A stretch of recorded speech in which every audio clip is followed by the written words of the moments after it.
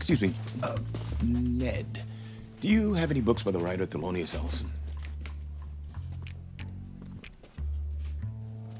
Yeah, this way. Here you go. Right. Yeah.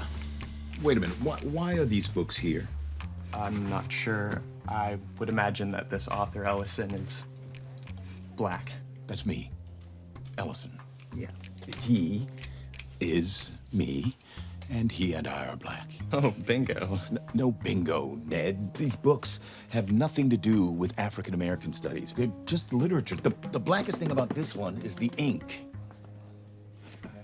I don't decide what sections the books go in, and no one here does. That's how chain stores work. Right. Ned, you don't make the rules. I'm just gonna put them back after you leave. Don't you dare, Ned. Do not you dare. Hello there. Have you fallen into an open manhole recently? Do you find yourself in the company of strangers? Well, then you might very well be in the future underground. My name is Hunter Lanier, and as always, I am here to review one of the newest major motion picture releases. This time it is American Fiction, the directorial debut of one Cord Jefferson. As you can see, I am in a totally new underground. This is only temporary, but hopefully it does the job. As always, I don't really want to get into the plot. You can find the plot elsewhere, but I will go into it a little bit just to provide some scaffolding for my various thoughts. So the movie stars Jeffrey Wright as a novelist named Monk, who is, like most novelists, unsuccessful. Theoretically, this is because presumably because his books are too complex or nuanced, and his agent would like him to write books that are more black because Monk is, in fact, himself black. Monk is not a fan of this idea because he doesn't want to be reduced to any kind of stereotype or any such definition of what black should be. But after a series of personal tragedies and, plot contrivances, Monk decides ultimately to lean into this, whatever black means, to a marketing firm at a literary publication. What ends up happening is sort of a modern cultural take on The Producers, where he creates a book that is intentionally bad, and yet the dumber he makes it, the more successful he becomes. Now, I will say this is not a biting satire. It is what I would call a nibbling satire. And what I mean when I say that is that all of the jokes are delivered unaggressively. The movie's not a dark comedy. Every joke is delivered with a nudge and a smile. It's very light and accessible. In other words, the movie is more Jim Gaffigan than Bill Hicks. On one hand, this works against it, I think, because it softens the blow of the movie. It softens the laughs. On the other hand, it makes the movie more accessible to the very people it's goofing on.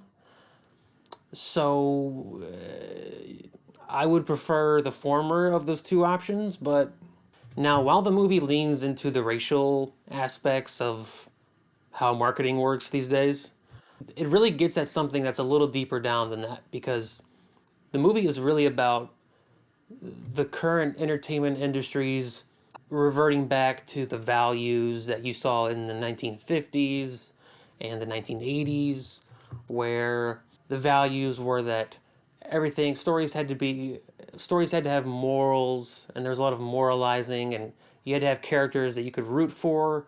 Characters had to be likable, a lot of melodrama, sob stories, Oscar bait.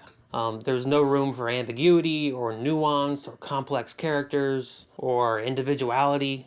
Everything must be spoon-fed to the audience because they're dumb, and we have to tell them how to feel and how to think very blatantly. You could have made the same movie, but instead of leaning into the racial part of it, you could have leaned into the 50 Minutes in Heaven market or the 90 Shades of Grey market. You could have told this story of an artist selling their soul to appease a certain demographic. You could have told that same story and made a lot of the same jokes and same points. It's nice to see a movie choose an admittedly easy target, but a target that you don't see goofed on very much. It's nice to see paper airplanes thrown at them from the back of the class.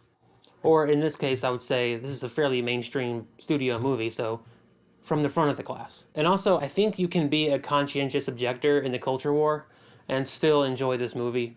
It is accessible in that way. I think it'll work for those types of people. So I haven't really talked. This is a comedy. I haven't really discussed. Is it funny? It's always weird to try to critique comedy because it's almost like critiquing magic. I think I heard someone say that. At the end of the day, it's like, does it work or does it make you laugh or does it not? It is funny. I did like it. Jeffrey Wright plays essentially a straight man in a world of clowns.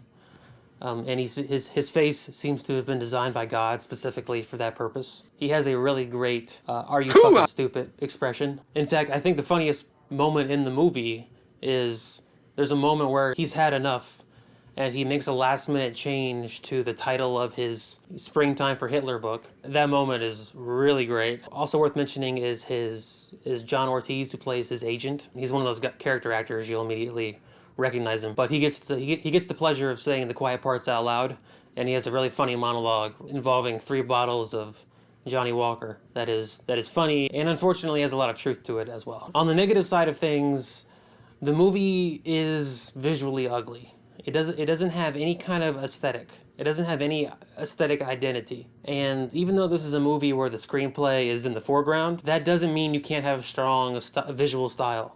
Just to use recent examples, look at The Holdovers. Or, I didn't like the movie that much, but Sofia Coppola's Priscilla. Or any Wes Anderson movie.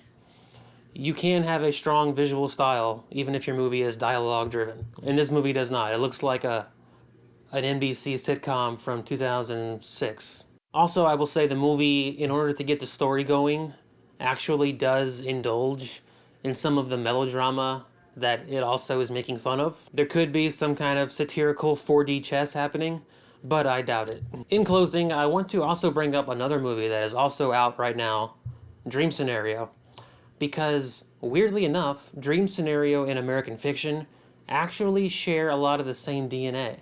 And it's not immediately apparent, but if you've seen both movies pretty close together like I did, it becomes more apparent. Both of them have a clever way of tackling inflation's effect on the price of fame in 2023, and both of them use college students reacting to something as a springboard to do that. And I think I found that very amusing and interesting.